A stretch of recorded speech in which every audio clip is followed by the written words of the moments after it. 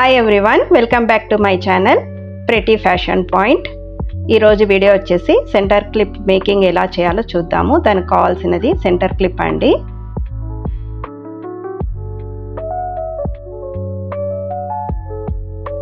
తర్వాత వచ్చేసి కుందన్స్ తీసుకోవాలి. కుందన్స్ నేను స్క్వైర్ కుందన్స్ తీసుకున్నాను.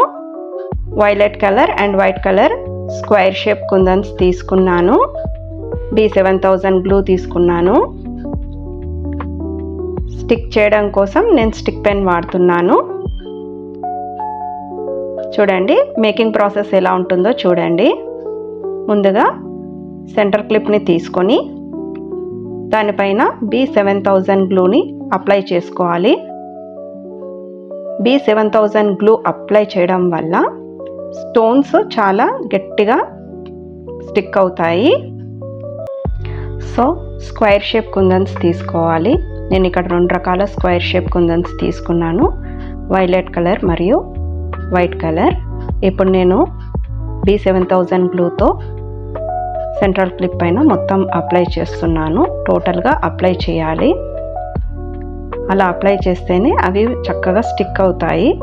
చూడండి మొత్తం అప్లై చేసేసుకోవాలి.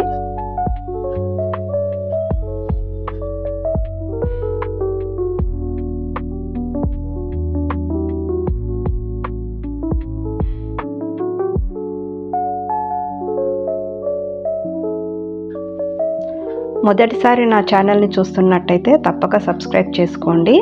మరిన్ని వీడియోస్ కోసం నా ఛానల్ని సబ్స్క్రైబ్ చేయండి, లైక్ చేయండి, షేర్ చేయండి.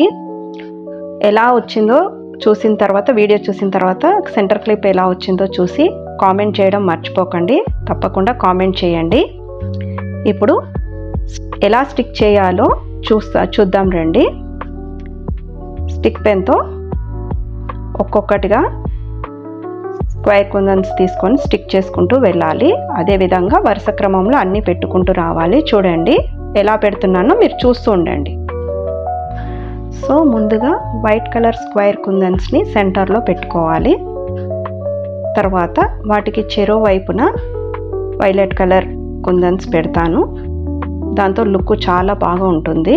చూడండి ఎలా పెడుతున్నాను.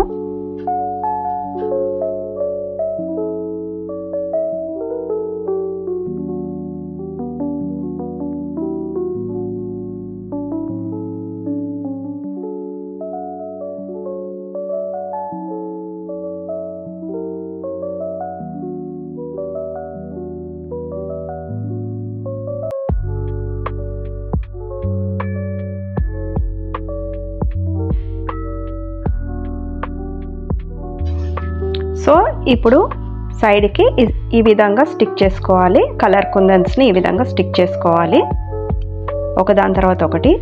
సో ఈ కుందన్స్ స్టిక్ చేసుకునేటప్పుడు జారిపోయే అవకాశం ఉంటుంది. చాలా జాగ్రత్తగా స్టిక్ చేసుకుంటూ వెళ్ళాలి. చూడండి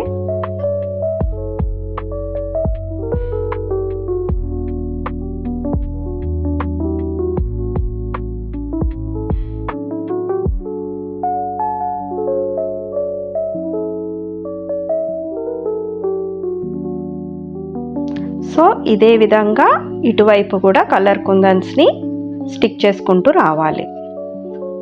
ఫైనల్ అవుట్పుట్ ఇలా ఉంటుంది చూడండి. తర్వాత దీన్ని నేను పెట్టుకొని చూపించాను. చూడండి ఎలా ఉందో. ఇదండి వీడియో. సబ్స్క్రైబ్ చేయండి, లైక్ చేయండి, షేర్ చేయండి, కామెంట్ చేయండి. Thank you. బాయ్.